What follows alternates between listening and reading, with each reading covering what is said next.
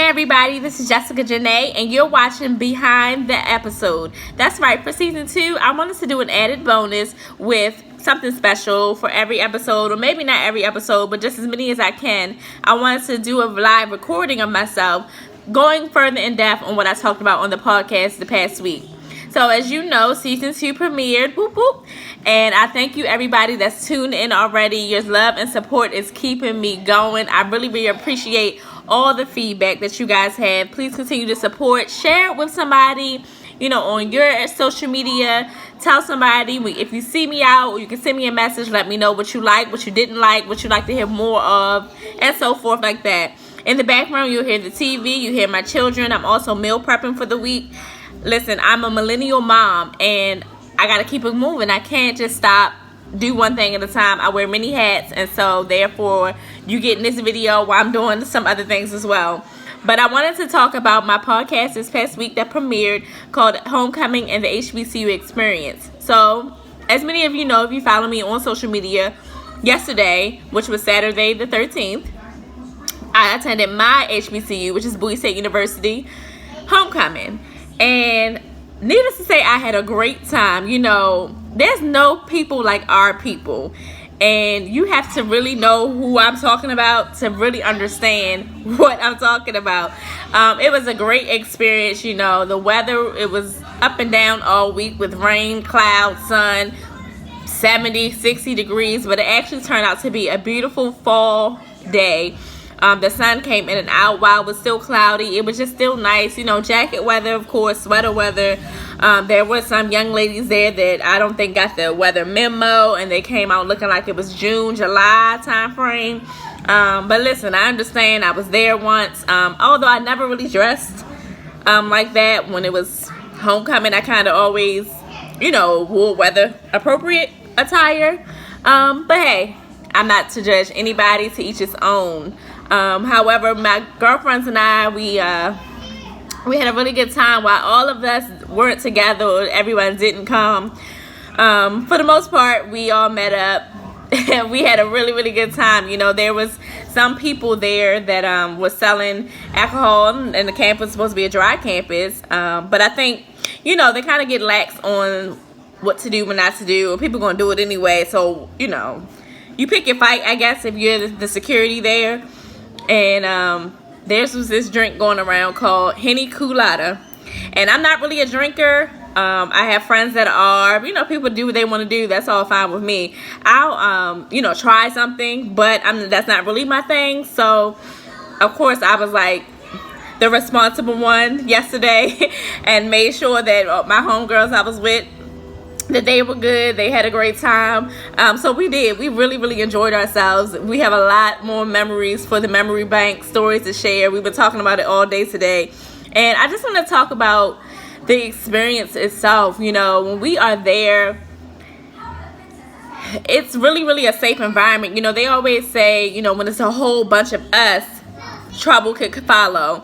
And when you're at an HBCU homecoming experience, 9 times out of 10, it's so peaceful. Everyone is there to celebrate and have a great time. Hopefully your football team at your school, or if you don't have a football team, your basketball team, soccer team, volleyball team, whatever it is that you're celebrating, are a great team and you won the game.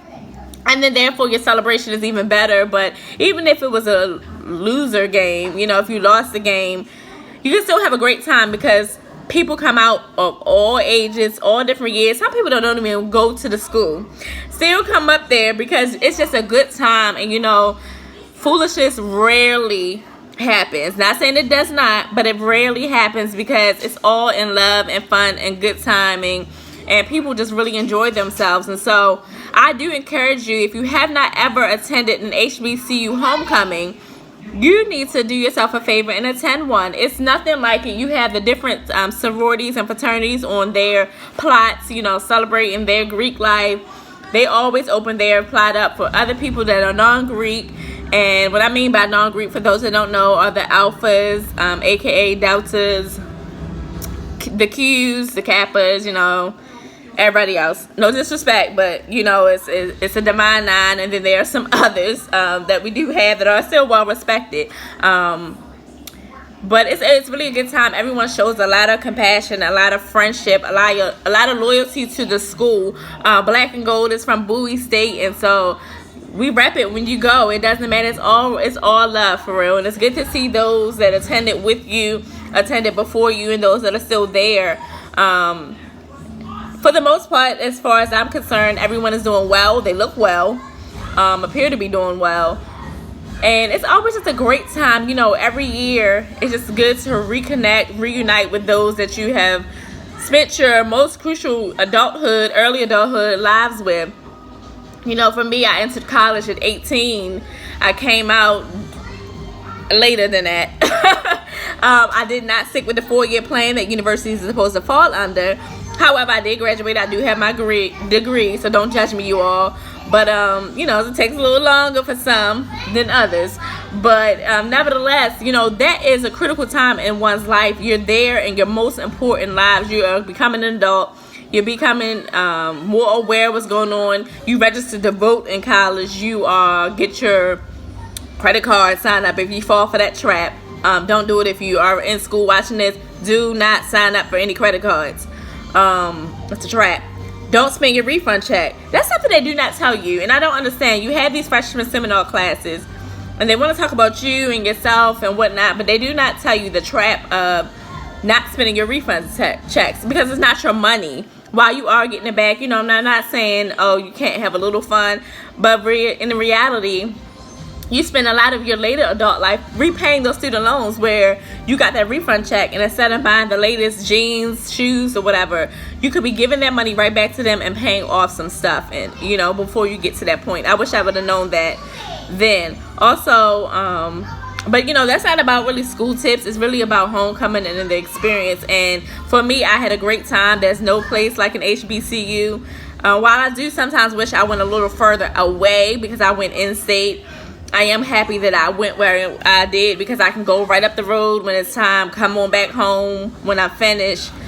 I still have the friendships that I made at my HBCU. And I'm not saying that non-HBCU schools don't have fun, they don't do anything like that. I'm not saying that, but it's no experience like an experience with we all gather together. There's some funny sights. There are some really good moments, and I encourage you all to check it out. And if you have not tuned into my podcast, you can find The Sweet Escape on the app's Anchor. It is totally free. You just go to your app store, type in the word Anchor, download it. When you download it, you search The Sweet Escape, and you will find me. I have a yellow logo with some headphones on it and red lips. That is me. Or if you have an iPhone, Apple Podcasts, it's The Sweet Escape. Or if you have that other phone, which is an Android, you can have Google Podcasts. Just search The Sweet Escape. I'm also on Spotify and a few others. So you can check my profile page for the apps. I posted them before, but the main ones, and you can connect with Anchor, Apple Podcasts, and Google Podcasts. That should actually get everyone across the board. No matter the phone you have, you should be able to find it. And until next time, I hope you all be blessed. Peace.